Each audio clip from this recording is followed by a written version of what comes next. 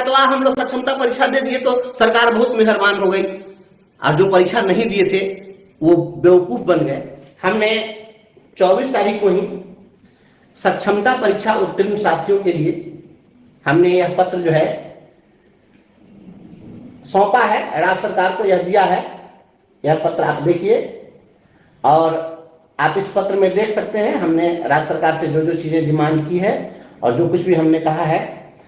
मुख्य रूप से सक्षमता परीक्षा उत्तीर्ण साथियों की जो मांग है और जो समस्याएं हैं, उन समस्याओं को हमने राज्य सरकार के समक्ष उठाने का प्रयास किया है और इसमें हमने रखा है। इस पर हम डिस्कस करेंगे। हम आपके अवलोकन हेतु यह पत्र आपको हम दिखा रहे हैं और हम इसको फेसबुक पर सार्वजनिक कर देंगे।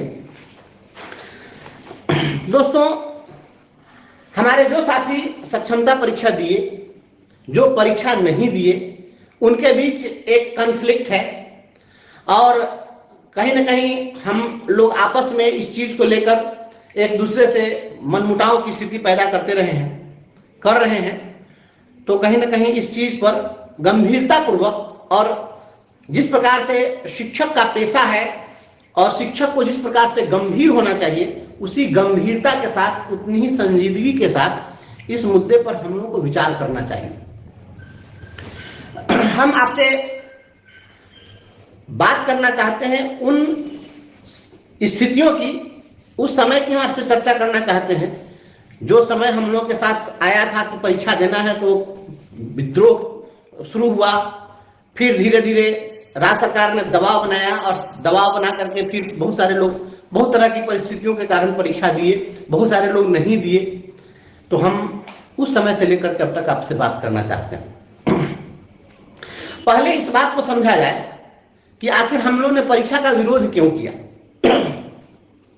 क्या वास्तव में हम लोग ने परीक्षा का विरोध किया था? तो हम आज फिर अपने बात को दोहराना चाहते हैं कि हम लोगों ने परीक्षा का विरोध नहीं किया था। सक्षमता परीक्षा हो, किसी तरह की परीक्षा हो, उस परीक्षा का विरोध नहीं था। हम यह कह रहे थे कि डिपार्टमेंटल एग्जाम ले लिया जाए, हम लोगों को कोई आपत्ति नहीं है।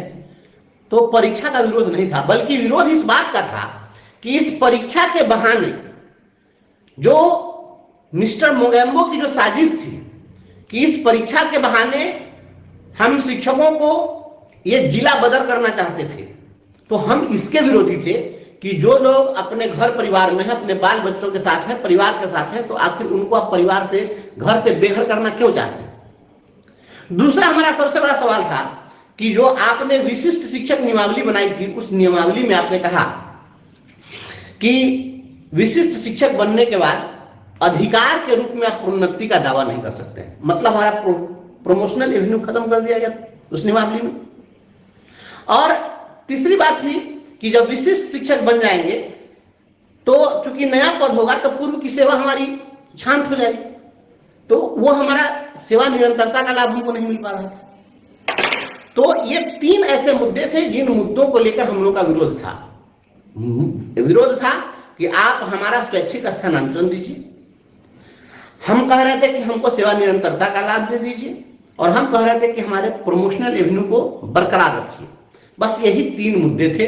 अगर ये तीन शर्तें सरकार अगर उस समय मान ली होती तो हम सभी लोग परीक्षा में शामिल होने के लिए तैयार थे। ऐसा नहीं था कि हम सीधे सीधे परीक्षा को नकार रहे थे।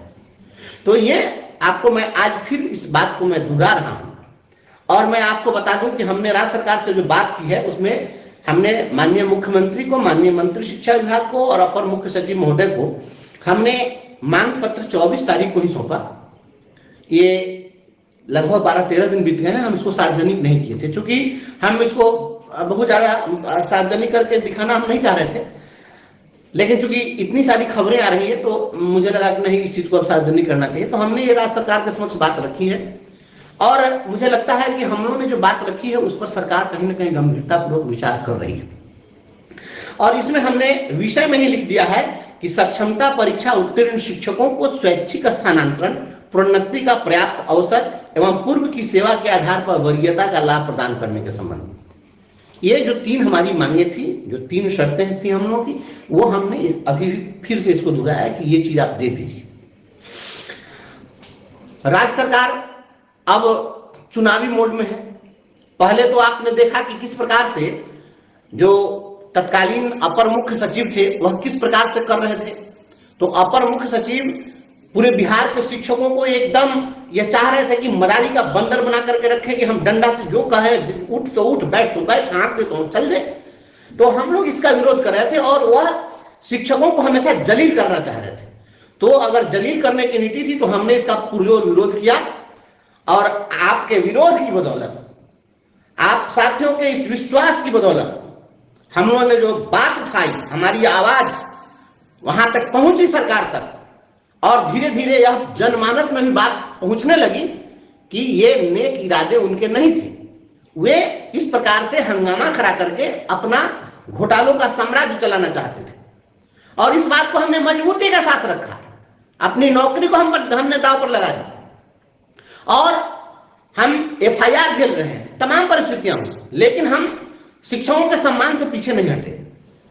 तो परिस्थिति यह बनी कि ये 1 साल भी इस विभाग में नहीं टिक पाए। मिस्टर मोगेम्बो को 10 महीनों में इस विभाग से चलता कर दिया गया। यह आपके विरोध के कारण था। अगर विरोध न होता तो वो रहते और उनकी मनमानी चलती, और आज यदि उनकी मनमानी चलती तो आज जो खबरें जो देख रहे हैं सकारात्मक खबरें, वो सकारात्मक खबरें नहीं आती। और प्रतिदिन यही आता कि भागलपुर के शिक्षक को नरकटियागंज के शिक्षक को बांका भेजा जाएगा। अखबार में यही सब खबर चलती रहती। शिक्षकों में हर काम, कितने शिक्षक घायल हो गए, कितने एक्सीडेंट हो गए, कितने टेंशन में मर गए, यही सब खबरें आती। लेकिन ये पुरजोर विरोध का ही नतीजा है कि 1 साल भी वो नहीं रहे और इस विभाग से उनको हटना पड़ा। राज्य सरकार, ठीक है, शुरू में राज्य सरकार पक्ष में रही, लेकिन धीरे धीरे सरकार को भी समझ में बात आई, उनको हटाया गया।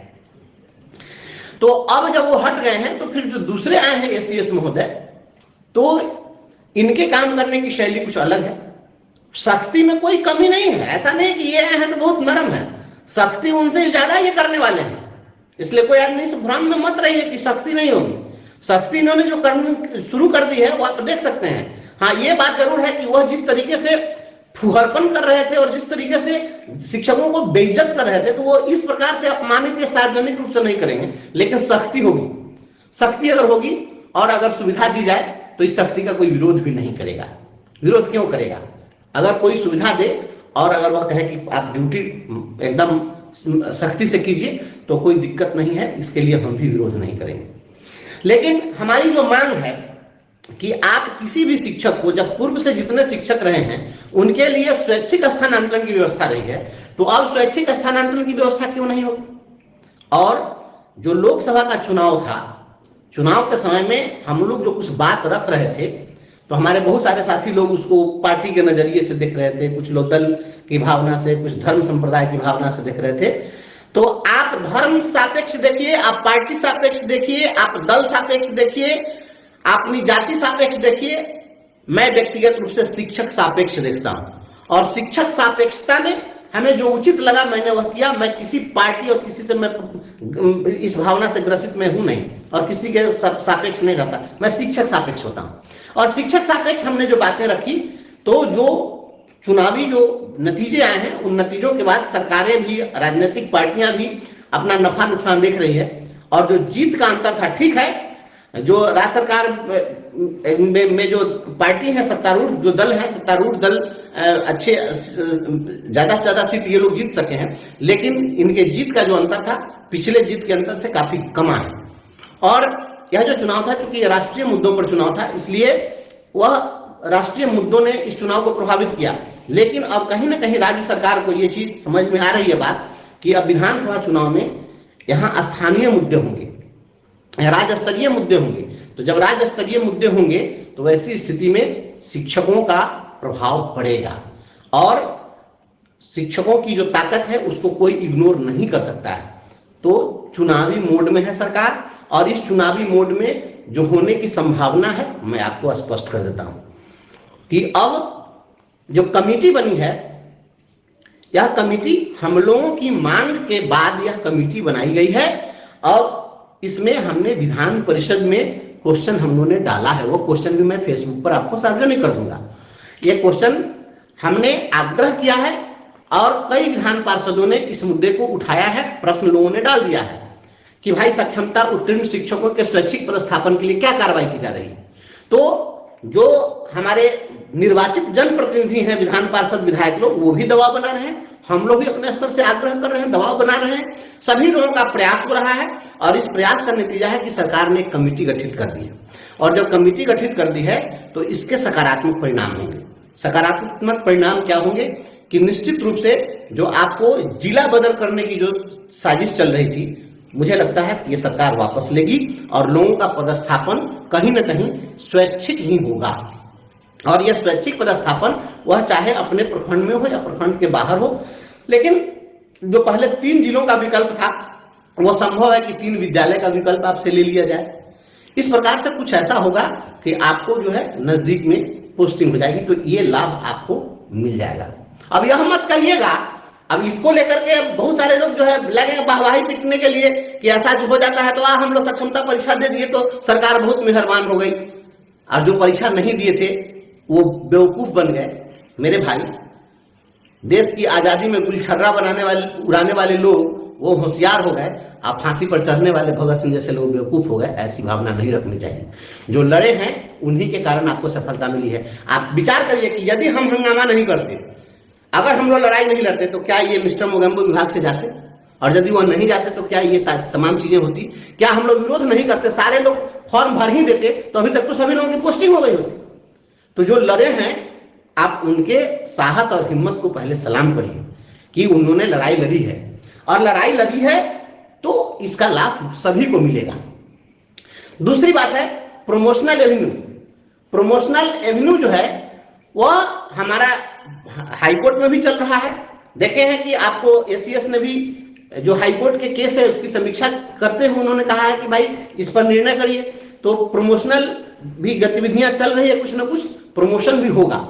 तो अगर यह सरकार हमको पहले प्रोन्नति दे देती है पोस्टिंग के पहले, या नई नियमावली बना करके विशिष्ट शिक्षक में प्रोन्नति के एवेन्यू को सरकार बरकरार रखती है, और पूर्व की जो हमारी सेवा है उसको लेंथ ऑफ सर्विस में उसको काउंट करते हुए उसके आधार पर प्रमोशन दे देती है, तो निश्चित रूप से हमको लगता है कि आपको ये भी एक सकारात्मक चीज होगा। और इस दिशा में सरकार को आगे बढ़ना उसकी मजबूरी भी है, सरकार उस पर प्रयास भी कर रही है।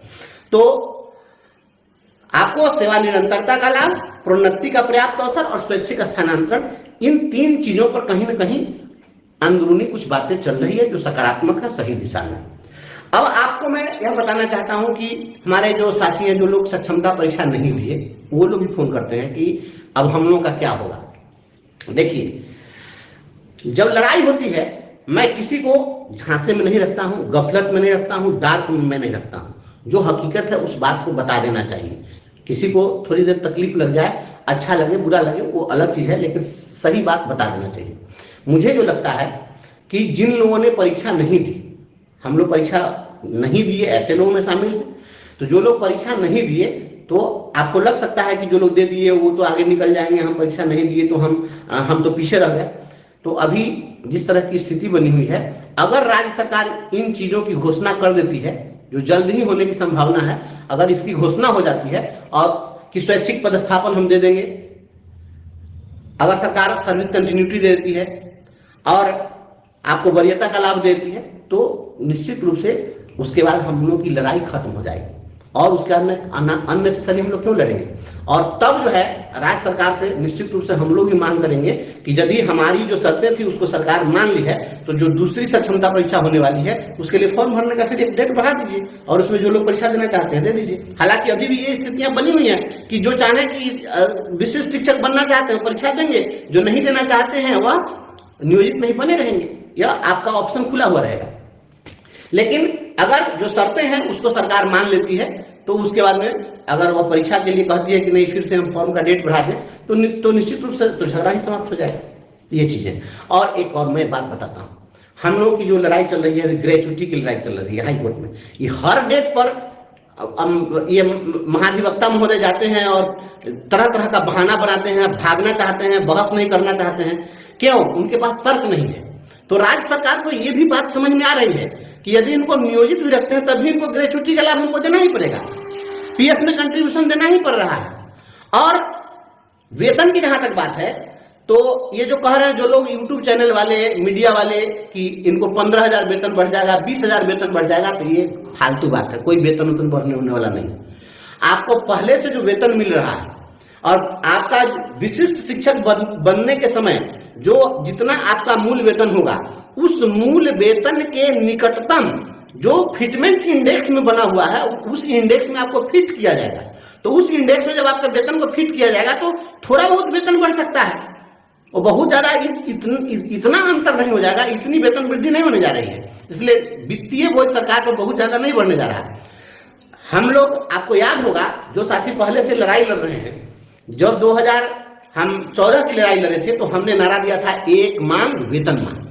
तो हमारी एकमात्र मांग थी कि वेतन मांग, और जो वेतनमान मिला तो ठीक है, हम जिस रूप में चाहते थे उस रूप में नहीं मिला, लेकिन उसी जो ही मिला वही वेतनमान आज के डेट में कहीं ना कहीं हम लोगों के लिए जो कुछ भी हो सका है उससे कुछ बेहतरी हुई। और उस वेतनमान के बाद में यह हमारी ही मांग थी। हम हमेशा सभी साथियों से कहते थे कि बहुत सारी मांग मत रखिए, और हम यह एकमात्र मांग रखे थे कि हमें राज्यकर्मी का दर्जा